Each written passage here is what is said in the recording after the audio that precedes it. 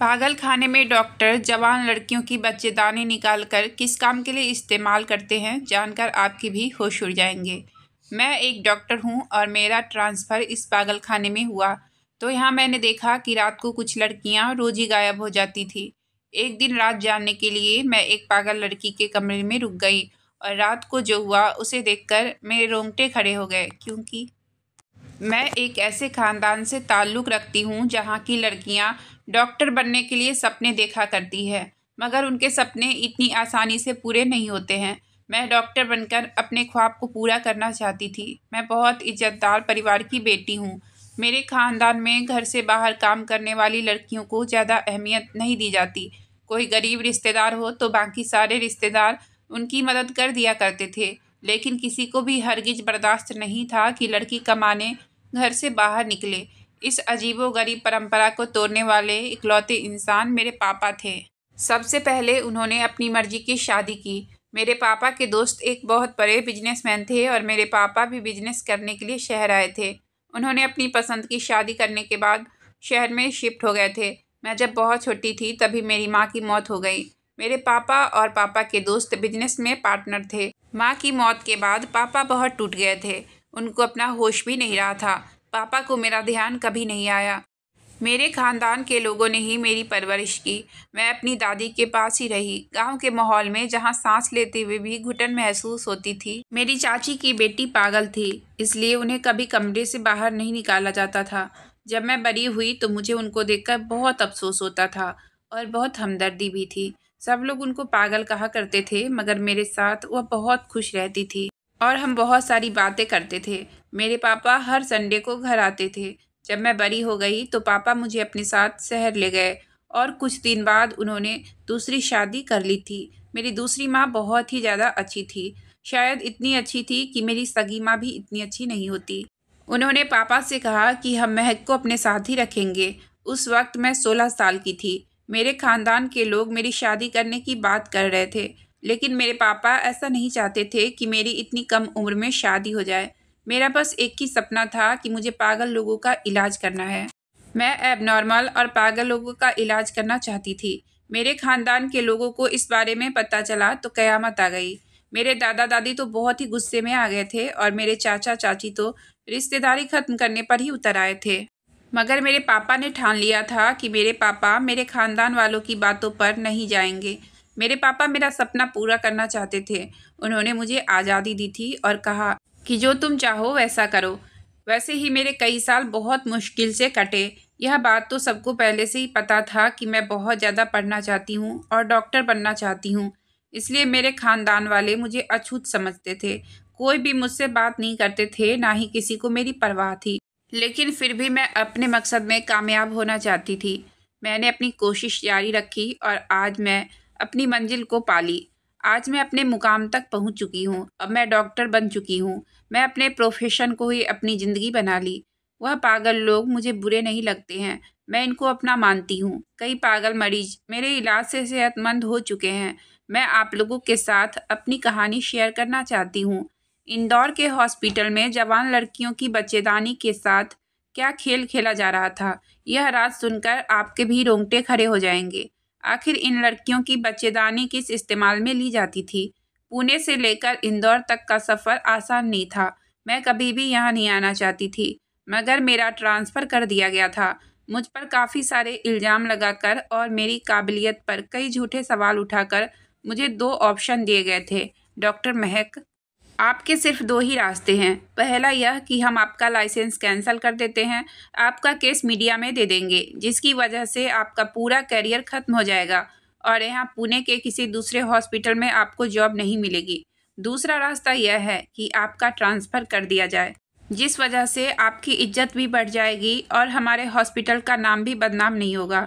मुझ पर अपने खिलाफ लगाए हुए झूठे इल्ज़ाम सुनकर बहुत तकलीफ हो रही थी, मगर मेरे पास और कोई रास्ता नहीं था। इसलिए मैंने ट्रांसफ़र वाला ऑप्शन उसे बताया, क्योंकि मेरे खिलाफ अपनी बेगुनाही साबित करने के लिए कोई सबूत नहीं था। मजबूरन मुझे इंदौर के हॉस्पिटल में आना पड़ा। यहाँ आने से पहले मैं यहाँ की काफ़ी कहानी सुन चुकी थी। कई डॉक्टर समझाते थे कि आप अपनी नौकरी छोड़ दें, क्योंकि यहाँ का माहौल बहुत ही ख़राब था। और दूसरी बात यह यहाँ सबसे खतरनाक पागलों को रखा जाता था। मैं पहले जिस पागल खाने में नौकरी करती थी वहाँ पर वह मरीज आते थे जिनका इलाज पॉसिबल होता था, मगर इंदौर के हॉस्पिटल में तो सुना था कि यहाँ लाइलाज मरीजों को रखा जाता है जिनका कोई इलाज नहीं है। वहाँ जाने से पहले ही वहाँ की कहानी सुन चुकी थी। जिसने भी इस हॉस्पिटल के बारे में सुना मुझे वहाँ जाने से रोकना चाहा, मुझे बहुत मना किया, मगर मैं भी मजबूर थी। अगर यहाँ नहीं आती तो मैं सबके सामने जलील हो जाती। मुझ पर लगाया गया झूठा आरोप सारी दुनिया के आगे पेश कर दिए जाते, फिर मुझे बेगुनाह होते हुए भी गुनहगार साबित कर दिए जाते।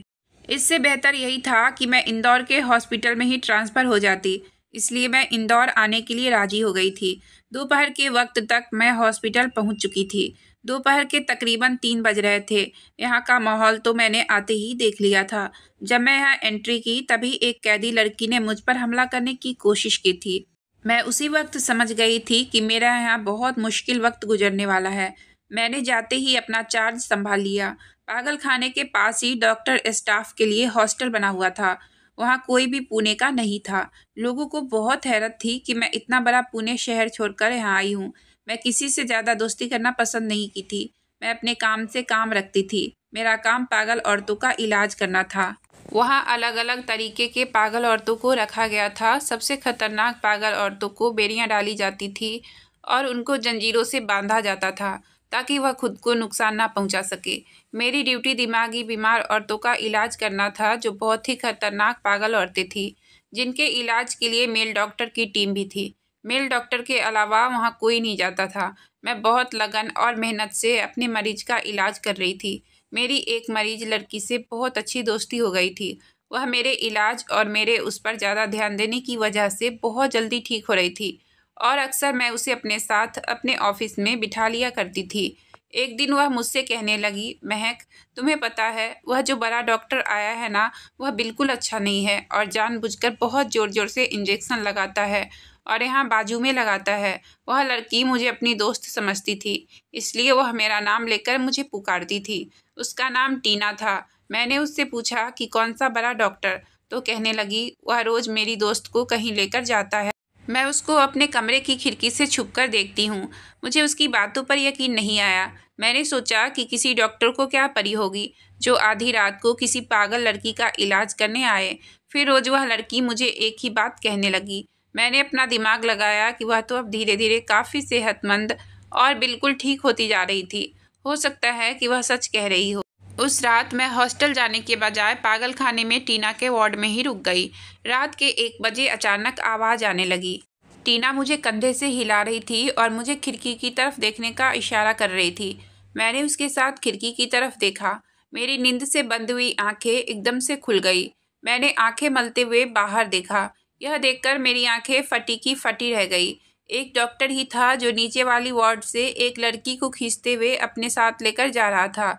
मैं भागकर नीचे गई, मगर तब तक वह उसे अपने साथ लेकर कहीं जा चुका था।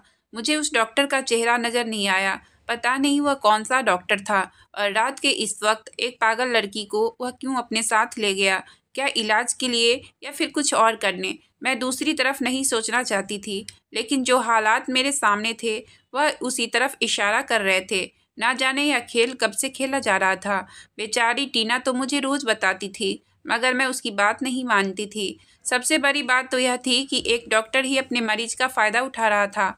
अगले दिन मैं जानबूझकर फिर से टीना के वार्ड में रुक गई, लेकिन इस बार जो लड़की थी वह कल वाली नहीं, कोई और लड़की थी और 2 डॉक्टर उसे उठाते हुए अपने साथ ले जा रहे थे। हैरत की बात तो यह थी, वह लड़की कुछ नहीं कर रही थी और चुपचाप उन लोगों के साथ जा रही थी। वह लड़की शोर क्यों नहीं मचा रही थी? फिर मुझे ख्याल आया कि वह लड़की शोर कैसे मचा सकती है।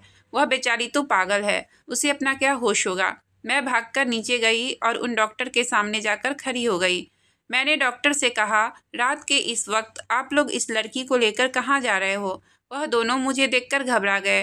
डॉक्टर वेदांत, जो कि सीनियर डॉक्टर थे, वह कहने लगे कि हम डॉक्टर हैं तो इलाज के लिए ही लेकर जाएंगे ना।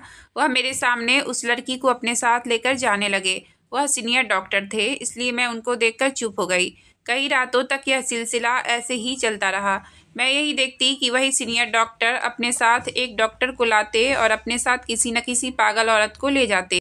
ना ही मैं उन लोगों को रोक सकती थी और ना ही वह डॉक्टर उन्हें रोक सकती थी जो रात को ड्यूटी पर होती थी। मैंने उस डॉक्टर से कहा कि तुम इन्हें जाने क्यों देती हो, तो वह कहने लगी कि मैं कैसे रोकूं, यह सीनियर डॉक्टर वेदांत हैं, उनके आगे बोलने की या रोकने की जुर्रत कोई नहीं कर सकता। मैंने पूछा, अच्छा ठीक है, तुम्हें यह तो पता होगा कि रात के इस वक्त क्या हो रहा है, यह लोग क्या करते हैं। मगर उस डॉक्टर को भी कुछ नहीं पता था। लेकिन मैं तो शक में पड़ चुकी थी कि आखिर ऐसा कौन सा इलाज है जो रात के इस वक्त होता है।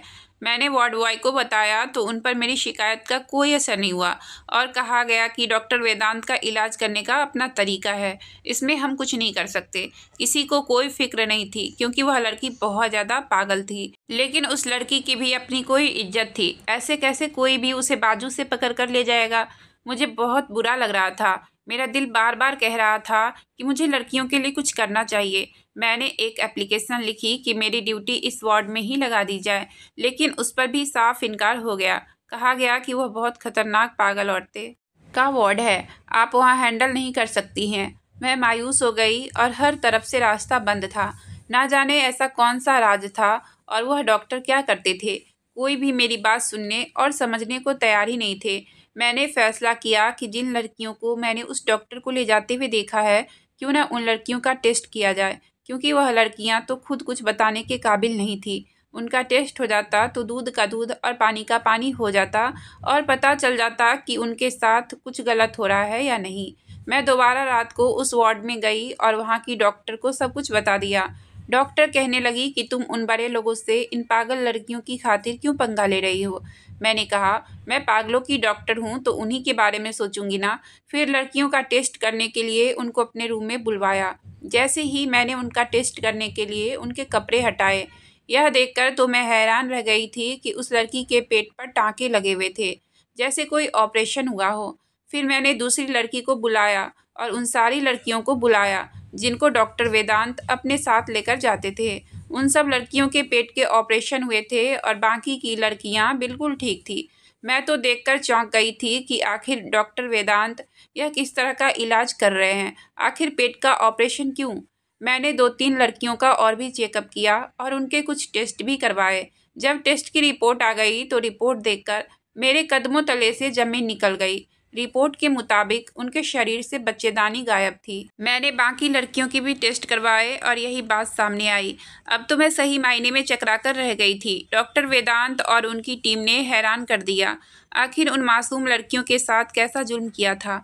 मैंने सोचा सबूत तो मेरे पास ही है। मैं हॉस्पिटल के हेड के पास जाकर डॉक्टर की सारी सच्चाई उनको बताती हूँ कि डॉक्टर वेदांत इन बेचारी लड़कियों के साथ कितना बड़ा जुर्म कर रहे हैं। मैं बहुत जोश और उम्मीद के साथ उठी, लेकिन फिर आधे रास्ते में ही रुक गई। मुझे ख्याल आया कि पहले मैं यह तो मालूम कर लूं कि वह लड़कियों की बच्चेदानी निकालकर किस मकसद में इस्तेमाल कर रहे थे। मैं चुप रह गई। अब मुझे इस बारे में मालूम करना था। मुझे ऐसा महसूस हो रहा था कि हॉस्पिटल का आधे से ज़्यादा स्टाफ इस बारे में ज़रूर जानता है। ऐसा मुझे लड़कियों का टेस्ट करवाने के बाद पता चला था। उन सब ने मुझे रोकने की बहुत कोशिश की थी मैं इन मामलात से दूर रहूं। वह बड़े डॉक्टर हैं और यहाँ काफ़ी सालों से काम कर रहे हैं। उन लोगों से टक्कर लेना मतलब इन हॉस्पिटल से अपनी नौकरी से हाथ धो लेना था। इसी वजह से कोई भी मुंह खोलने के लिए तैयार नहीं था। अब जो भी करना था वह मुझे खुद करना था। अगले दिन हॉस्पिटल में एक नई लड़की को लाया गया। उस लड़की को देखकर मेरे होश उड़ गए, क्योंकि उस लड़की को मैं जानती थी और बहुत ही अच्छे से जानती थी। उस लड़की को देखकर मुझे सब याद आने लगा कि पुणे के हॉस्पिटल में मेरे साथ क्या हुआ था और इंदौर मेरा ट्रांसफ़र कैसे हो गया। तो बात यह थी कि वह एक न्यूज़ रिपोर्टर थी जो पहले मेरा इंटरव्यू ले चुकी थी। उस लड़की को मैं अपनी कहानी सुना चुकी थी। उस लड़की के जाने के बाद मैंने अपने आज के काम का जायज़ा लिया। मुझे राउंड पर भी जाना था। मैं जैसे ही अपने कमरे से बाहर निकली तो वही रिपोर्टर मुझे सामने से आती दिखाई दी। कहने लगी, मुझे आपसे बहुत ज़रूरी बात करनी है। मैंने कहा, हाँ बोलो, क्या बात है। उसने पीछे मुड़कर देखा और कहने लगी, यहाँ नहीं, कहीं और बात करते हैं। ऐसा कीजिए, आप मुझे अपना फ़ोन नंबर दे दीजिए, मैं आपसे फ़ोन पर बात कर लूँगी। उसका अंदाज़ देखकर मैं कुछ चौंक सी गई थी और उसे अपना फ़ोन नंबर दे दिया और लड़की मुझे थैंक यू कहकर चली गई। मुझे अभी इसी हॉस्पिटल में आए ज़्यादा दिन नहीं हुए थे। मेरी लगन और काबिलियत के आधार पर जल्दी ही मुझे इस हॉस्पिटल का इंचार्ज बना दिया गया। मैं काफ़ी दिनों से इस बात को नोट कर रही थी कि इस हॉस्पिटल में कुछ तो गलत ज़रूर हो रहा है। मेरा शक मुझे बार-बार इशारे दे रहा था कि मेरे खिलाफ कुछ खिचड़ी पक रही है। जब कोई एक अव्वल दर्जे पर पहुंच जाए तब दुश्मनों की भी कमी नहीं होती। मुंह पर सब दोस्त थे, मगर पीठ पीछे क्या हो रहा था मैं कुछ नहीं कह सकती थी। मैं नहीं जानती थी कि मेरे खिलाफ क्या साजिश रची जा रही है। होश तो मुझे तब आया जब पानी सर से ऊपर हो गया। मेरे खिलाफ संगीन करप्शन के इल्ज़ाम लगाए गए क्योंकि हॉस्पिटल की सारी जिम्मेदारी मुझ पर थी। इसलिए मुझे बहुत सोच समझकर फंसाया गया था। कुछ दिनों पहले ही हॉस्पिटल की तरफ से अनाथालय के बच्चों के लिए डोनेशन किया गया था। इस पर मेरे सिग्नेचर थे। मुझे खुद ही मेल करके कहा गया था कि मैं इतनी रकम डोनेट करूं, लेकिन बाद में पता चला कि वह फेक अकाउंट था जिससे मेल आया था। सारे वाकयात को मिर्च मसाला लगाकर इसी रिपोर्टर लड़की ने पेश किया था। मुझे इससे यह उम्मीद नहीं थी। कहाँ यह लड़की मेरा पर्सनल इंटरव्यू लेने आई थी और अब उसने मेरे बारे में टीवी पर ना जाने कैसा न्यूज़ ब्रेक कर दी थी। इसी लड़की ने पुणे के हॉस्पिटल में फंसाया था, जिसकी वजह से मेरा पुणे से इंदौर ट्रांसफ़र हुआ था। मैं अपनी बर्बादी का जिम्मेदार इस लड़की को ही ठहराती थी। इसी लड़की की वजह से तो मैं यहाँ आई थी। लेकिन यह लड़की यहाँ क्या कर रही थी और इसको कौन यहाँ एडमिट करवा कर चला गया था? 3 महीने पहले की बात थी जब वह लड़की मेरा इंटरव्यू लेने आई थी, लेकिन उस वक्त यह लड़की बिल्कुल ठीक थी और मेरे खिलाफ साजिश करने वाले लोगों का साथ भी दे रही थी। मगर अब बीमार होकर यह लड़की यहाँ इस हॉस्पिटल में एडमिट थी। मैं उसके पास गई तो मुझे अजीब नज़रों से वह देख रही थी, जैसे मुझे पहचानने की कोशिश कर रही हो। मैंने ध्यान से इस लड़की की तरफ देखा। उसके शरीर पर चोटों के काफ़ी निशान थे। ऐसा लग रहा था जैसे उस लड़की को करंट दिया गया हो, जिसकी वजह से उसकी ऐसी हालत हो गई थी। जो भी था, मगर इस लड़की ने मेरे साथ बहुत बुरा किया था। मगर बदला लेने के लिए मैं उसके साथ बुरा नहीं कर सकती थी। मैंने उसका इलाज करना शुरू कर दिया और साथ ही साथ मैं कोशिश में लगी हुई थी कि डॉक्टर वेदांत के राज तक भी पहुंच जाऊं। मगर अभी तक मुझे कोई कामयाबी नहीं मिल रही थी। वह बहुत शातिर इंसान था। मेल वार्ड में फीमेल डॉक्टर का जाना मना था क्योंकि वहाँ पर मर्द डॉक्टर ही काफ़ी होते थे। मैंने बहुत बार देखा था कि वह लड़कियों को मर्दों वाले वार्ड में ले जाते थे। मैं इंतज़ार में थी कि अब कब वह अगला शिकार करेंगे। लेकिन अब डॉक्टर वेदांत को मुझ पर शक हो चुका था कि मैं उनकी जासूसी कर रही हूँ। डॉक्टर वेदांत मेरे पास आए। उन्होंने मुझसे कहा कि मैं अपने काम से काम रखूं। अगर मैं इधर उधर ताका झांकी करने की कोशिश की तो मेरे साथ अच्छा नहीं होगा। डॉक्टर वेदांत के जाने के बाद मैं काफ़ी देर तक अपने गुस्से को काबू में करती रही। मैं उनको जवाब देना चाहती थी, मगर मेरी आवाज़ ही हलक से नहीं निकली और मुझे खुद पर बहुत गुस्सा आया कि मुझे उनके सामने कमज़ोर नहीं बनना चाहिए था। मैंने देखा कि वह न्यूज़ रिपोर्टर माधुरी बहुत बुरी तरह डरी हुई थी। मैंने उससे पूछा कि क्या हुआ। वह कहने लगी कि वह जो गंदा आदमी है, पता नहीं अब कहाँ चला गया। वह डॉक्टर वेदांत की बात कर रही थी। मैंने उसे दोपहर की गोली खुद अपने हाथों से खिलाई। मेरा इरादा यह था कि मैं जल्दी से जल्दी इसे बिल्कुल ठीक कर दूं, ताकि मैं उससे पूछ सकूं कि यहाँ तक वह कैसे पहुंची और वह यहाँ क्या करने आई थी और उसे यहाँ इस पागल खाने में कौन छोड़कर गया था। और सबसे बड़ी बात कि एक अच्छी खासी इंटेलिजेंट लड़की को दिमागी मरीज बना दिया गया। आखिर ऐसा किसने किया? यह भी एक बहुत बड़ी उलझन की बात थी। माधुरी को यहाँ तक छोड़कर जो भी गया था, यकीनन उसी ने माधुरी की ऐसी हालत की होगी। मैंने रजिस्टर चेक किया तो देखा कि रिश्तेदार वाली जगह पर दोस्त लिखा हुआ था, यानी उसका कोई दोस्त उसे यहाँ छोड़कर गया था। माधुरी की दिमागी हालत अब ठीक होने लगी थी। इलाज चलने से वह पहले से काफ़ी ठीक हो गई थी, मगर जब तक वह पूरी तरह से ठीक नहीं हो जाती तब तक कोई फ़ायदा नहीं था। मैंने माधुरी पर खूब मेहनत की और वह दिन भी आ चुका था कि जिस दिन माधुरी पूरी तरह से ठीक हो गई। मैंने माधुरी से पूछा कि तुम यहाँ पर कैसे? वह कहने लगी कि मैंने आपके साथ बुरा किया था, इसलिए मुझे मेरे किए की सज़ा मिल गई। मेरा काम तो आपको पता ही है, मैं रिपोर्टिंग करती हूँ। मुझे पूरे शहर के पागल खानों की मालूमात लेनी थी और वीडियो बनानी थी, इसलिए मैं फेमस थी क्योंकि मैं किसी भी हाल में सच को सामने लेकर आती थी। एक दिन मैं यहाँ वेश बदल कर आई थी ताकि यहाँ के बारे में इंफॉर्मेशन ले सकूँ कि यहाँ के पागल खाने का माहौल कैसा है। मैं 15 दिन यहाँ पर रुकी और इन 15 दिनों में मुझे यहाँ की बहुत सी अजीब बातें पता चली।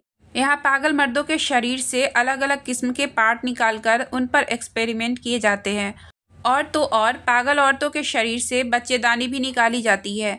मैंने सब रिकॉर्ड किया हुआ था और मेरे पास सबूत भी है। मैं वापस गई और अपने चैनल के मालिक को बताई। उन्होंने यह सारे सबूत मुझसे ले लिए और मुझसे कहा कि यह सारा सच है। वह मौके पर ही सबके सामने लेकर आएंगे। फिर मुझे आपका इंटरव्यू लेना और हालात का जायजा लेने का मौका दिया गया। जिस पागल खाने में आप पहले काम किया करती थी, मैं वहाँ पर भी वेश बदल कर रही थी, मगर वहाँ पर ऐसा वैसा कुछ गलत नहीं हो रहा था। उस समय मैं आपको यहाँ के बारे में भी बताना चाहती थी, इसलिए आपका नंबर लिया। मैंने चैनल वालों को सब बात बता दिया, मगर यह क्या, मैं तो दंग रह गई। मुझसे कहा गया कि मैं आपके खिलाफ एक शो करूंगी, वरना मुझे नौकरी से निकाल दिया जाएगा। मैं अपनी नौकरी बचाने के खातिर आप पर झूठे इल्ज़ाम लगा दिए। मैंने जो कुछ भी किया अपने चैनल वालों के कहने पर जाकर किया था। बाद में मुझे एहसास हो गया था कि आपके खिलाफ आपके एक दो डॉक्टर ने मुझे इस काम में इस्तेमाल किया। मैंने जब चैनल वालों को धमकी दी कि यहाँ जो कुछ भी हो रहा है वह सब मालूम हो गया है और अब मैं सारी दुनिया के सामने लाकर ही रहूँगी, तो उन्होंने मुझे पकड़ लिया और मुझे बांध दिया। मेरी यादाश्त मिटाने के लिए वह लोग रोज़ मुझे करंट दिया करते थे और यहाँ पर मुझे मेरा पति ही छोड़कर गया है। मुझे यहाँ पैसों के लालच में छोड़ गए। मेरा नसीब अच्छा था, यह मेरी खुशकिस्मती थी कि यहाँ पर मुझे आप जैसी डॉक्टर मिली, जिसने मुझे पहले की तरह बिल्कुल ठीक कर दिया। मैंने उसे बताया कि मैं आजकल डॉक्टर वेदांत के पीछे हूँ, वह क्या करते हैं यह सब जानना चाहती हूँ। लेकिन मेरी आधी परेशानी तो तुमने ही हल कर दी। तुमने मुझे बता दिया कि यहाँ पर क्या होता है, लेकिन अभी यह पता नहीं चल पाया है कि यह बच्चेदानी निकाल कर क्या करते हैं। माधुरी मुझसे कहने लगी कि अगर आप चाहें तो मैं भी आपकी मदद कर सकती हूँ। मैंने कहा, तुम क्या करोगी? कहने लगी, मैं तो पागल हूँ और पागल तो कुछ भी कर सकती है। मैं डॉक्टर वेदांत के पीछे चली जाऊंगी और सब कुछ पता करके चली आऊंगी, लेकिन इसमें रिस्क और खतरा बहुत था। मैं माधुरी की जान को खतरे में नहीं डाल सकती थी, चाहे कुछ भी हो जाए, क्योंकि माधुरी पहले भी काफ़ी नुकसान उठा चुकी थी। अब मैं ऐसा कुछ नहीं चाहती थी। अब मेरे पास एक और अच्छा प्लान था। उस आइडिया के अकॉर्डिंग चलकर सारी सच्चाई हमें मालूम हो सकती थी। मैं अगले दिन मार्केट गई और एक बटन कैमरा लाकर मैंने माधुरी को दे दिया और उसे उस वार्ड में भेज दिया जहां डॉक्टर को राउंड लगाना था। माधुरी बहुत खूबसूरत जवान लड़की थी। मुझे पूरी उम्मीद थी कि वह माधुरी की तरफ ध्यान जरूर देंगे। जैसे ही रात हुई, मैंने देखा कि डॉक्टर वेदांत अपने साथ दूसरे डॉक्टर के वार्ड में चले गए हैं। थोड़ी देर बाद जब वह बाहर निकले तो उनके साथ माधुरी थी। मेरा यकीन सच में बदल गया था। अब आगे की कार्यवाही मुझे करनी थी। मैं भागकर डॉक्टर के पास गई और माधुरी का हाथ छुड़ाकर कहा, आप लोग जो भी करते हैं अपने मरीज के साथ यह बहुत गलत है। इतने सारे लड़कियों की ज़िंदगी खराब कर दी और अब इसको अपना शिकार नहीं बना सकते। मेरे इस तरह बोलने पर डॉक्टर वेदांत का चेहरा गुस्से से लाल हो गया। वह दोनों खाली हाथ वहाँ से चले गए थे। मैंने माधुरी से पूछा, काम हो गया? उसने कहा, जी हो गया। मैंने दोनों डॉक्टर के कोट के जेब पर कैमरा फिट करवा दिए थे और मैं और माधुरी मोबाइल पर लाइव वीडियो देखने लगी कि अब डॉक्टर वेदांत क्या कर रहे हैं। डॉक्टर वेदांत ने अपने लेबोरेटरी में जा झटके से टेबल पर हाथ मारा और दूसरे डॉक्टर से कहा कि महक डॉक्टर इतने दिनों से हमारा रास्ता रोक रही है, इसका तो कुछ करना ही होगा। इससे पहले कि यह हमारी असलियत तक पहुंचे, हमें रास्ते का कांटा साफ करना ही पड़ेगा। मैं अपने बारे में यह प्लानिंग सुनकर हंस पड़ी। अभी उनको मेरे बारे में पता नहीं था। उसी वक्त एक और डॉक्टर कमरे में आए। उसके साथ एक बेहोश हुई लड़की थी जिसे उन्होंने टेबल पर लिटा दिया।